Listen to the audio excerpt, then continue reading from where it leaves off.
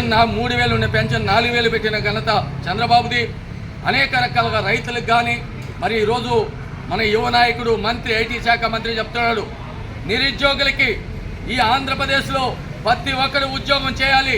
బెంగళూరు కానీ హైదరాబాద్ కానీ మన రాష్ట్రంలో ఐటీ తీసుకొచ్చి బ్రహ్మాండంగా తయారు చేసి విద్యార్థుల్ని నేను ఆ రోజు పాదయాత్రలో చెప్పాను, వాళ్ళు ప్రోత్సహించే పని వాళ్ళ తల్లిదండ్రుల కోరికల్ని నెరవేర్చే బాధ్యత నాదని చెప్పిన ఏకైక మరి మంత్రి నారా లోకేష్ బాబు. ఈ సన్నాసులకి ఏం తెలుసు?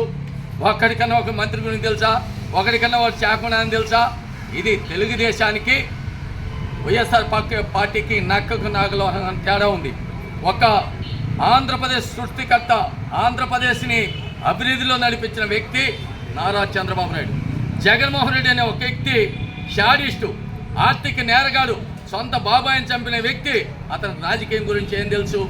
అందుకనే జగన్మోహన్ రెడ్డికి మరొక్క సూరి హెచ్చరిస్తున్నాం. కాబట్టి జాగ్రత్త జగన్మోహన్ రెడ్డి, మాజీ ముఖ్యమంత్రి, ఇప్పటికన్నా నీ వైఖరి మార్చుకొని ఇప్పటికన్నా పిచ్చి ముది పరాకాష్ఠ చేరి నీకు ఏదైనా ఉంటే ఎరగెట్ల హాస్పిటల్ పోయి నీ యొక్క పిచ్చిని మళ్ళా నయం అయ్యడానికి మరి కాపాడుకొని మరి ఇంకొక సూరి ఈ విధంగా చేస్తే ప్రజలే నిన్ను తరిమి కొడతారు.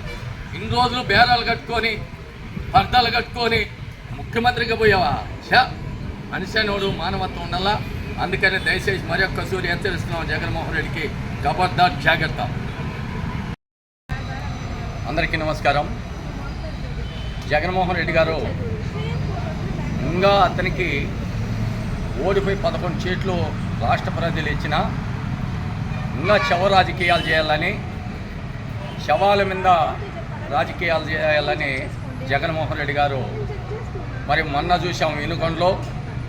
నిన్న అయితే అసెంబ్లీలో పోవటం, నల్ల మరి టవల్లో ధరించడం, ప్యాకెట్లు పెట్టడం, ఇది బాధాకరం. ఈ విషయం పైన తీవ్రంగా ఖండిస్తున్నాం. జగన్మోహన్ రెడ్డి ఈ 5 ఏళ్లలో 2019 నుంచి 2024 వరకు జగన్మోహన్ రెడ్డి ఈ రాష్ట్రానికి వరగబెట్టింది ఏమి లేదు, ఇరగదీసింది ఏమి లేదు. ఈరోజు గుర్తుకొచ్చింది ఆ జగన్మోహన్ రెడ్డి అసెంబ్లీ, గవర్నరు, పోలీసులు, వ్యవస్థలు. ఈరోజు నీకు ఈ 5 ఏళ్ళ తర్వాత జగన్మోహన్ రెడ్డికి ఇప్పుడు గుర్తొచ్చినాయి. సిగ్గన్నా ఉండాలి. జగన్మోహన్ రెడ్డి 5 ఏళ్లలో ఆడపడుచుల్ని ఏ విధంగా చిత్రహింసలు పెట్టాడు, 5 ఏళ్లలో బీసీ, ఎస్టీ, మైనార్టీ వర్గాల్ని ఏ విధంగా దాడి చేశాడు, అసలుని ఎస్టీలని గుండ్లు కొట్టించి మరి ఏ విధంగా ఇబ్బంది పెట్టాడు, అదేవిధంగా మరి రైతుల్ని వేడి చేసిన ఘనత జగన్మోహన్ రెడ్డి. ఈరోజు మరి పోలీస్ వ్యవస్థ పైన కానీ మరి గవర్నర్ ప్రసంగం మీద కానీ ఇవన్నీ తప్పుపడుతున్నావే. 4 ఏళ్లలో చీకటి జీవోలు ఇచ్చావే. పోలీసుల్ని చట్టాన్ని సుట్టంగా మార్చుకొని నీకు తగిలిన వాళ్ళని డీజీపీలు, నీకు తగిలిన ఎస్ఐల్ని, నీకు సంబంధించిన సిఐల్ని, నీకు ఒత్తువాసి చేసిన డిఎస్పీల్ని, నీకు కొమ్ము కాసిన ఎస్పీలు పెట్టుకొని ఏ విధంగా ఈ రాష్ట్రంలో మరి కార్మికులు, తెలుగుదేశం కుటుంబ సభ్యుల మీద ఏ విధంగా దాడి జరిపించావు, ఏ విధంగా అత్యాచారం చేపించావు. సొంత చిన్నాయన్ని నీ రాజకీయ కోసం, నీ లబ్ధి కోసం సొంత చిన్నాయన్ని గొడ్డల పోటీని గుండెపోటుగా మార్చిన చరిత్ర జగన్మోహన్ రెడ్డి నువ్వు మర్చిపోతున్నావు. ఈరోజు ఇనుగొండలో జరిగిన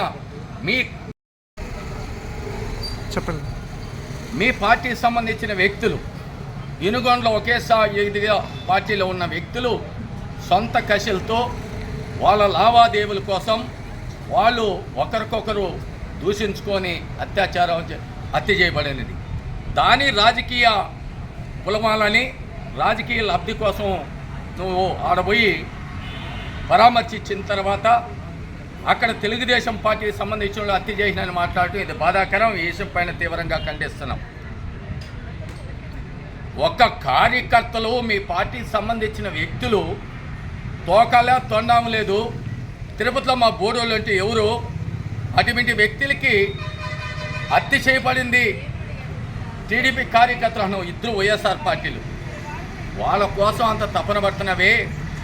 నీ తండ్రి కూడా రక్తం పంచుకొని పుట్టిన చిన్నాయన బాబాయిని అతి దారుణంగా నీ తమ్ముడు అవినాష్ రెడ్డి నీ చిన్న ఆయన చంపితే, ఛార్జ్షీట్లు వేస్తే, సిబిఐ ఎన్క్వైరీ వేస్తే, నెగ్గు తేల్స్తే, అవినాష్ రెడ్డి భాస్కర్ రెడ్డి చంపితే అని వాళ్ళని ఏ విధంగా కాపాడావు?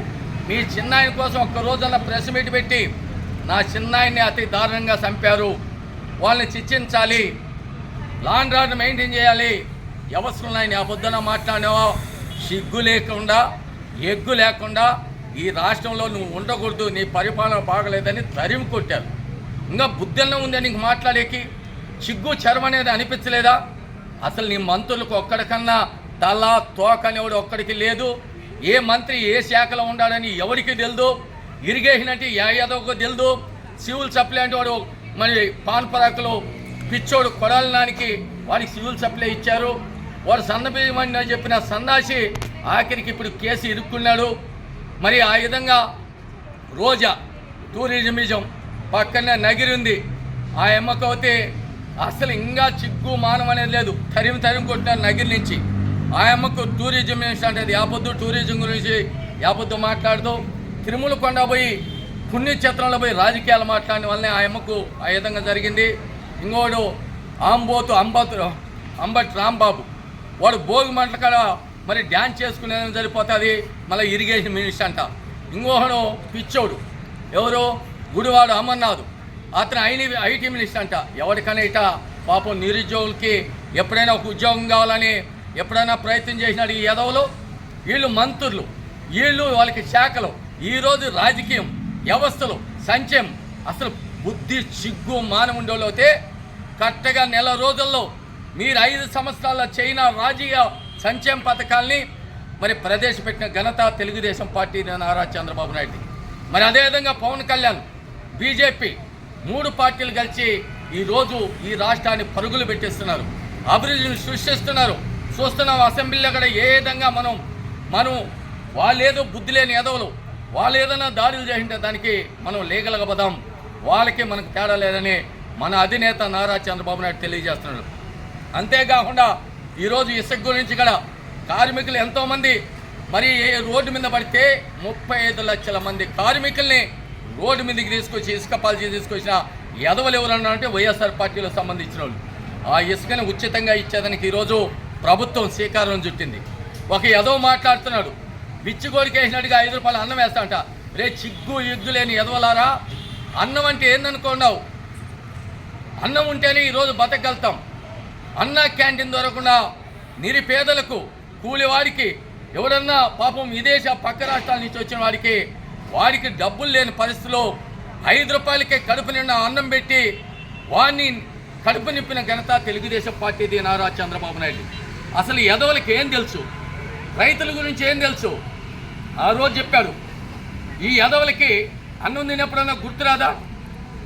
మరి రైతులకి ఈ రాష్ట్రానికి 34,000 ఎకరాలు ఇస్తే రాజధాని కోసం మరి అమరావతి కోసం ఇస్తే ఈ ఎదవల సర్వనాశనం చేశారు.